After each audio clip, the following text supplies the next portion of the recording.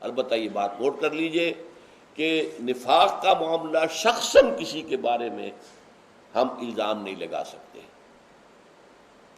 ہمیں اختیار نہیں ہے۔ حضور کر سکتے تھے، حضور نے کیا ہے، غزوہ تبوک کے بعد کیا، لیکن کیا ہے۔ حضور کو وحی کے ذریعے سے بھی معلوم ہوتا تھا، اور اللہ تعالیٰ نے جو بصیرت باطنی آپ کو عطا فرمائی تھی اس سے بھی معلوم ہوتا تھا۔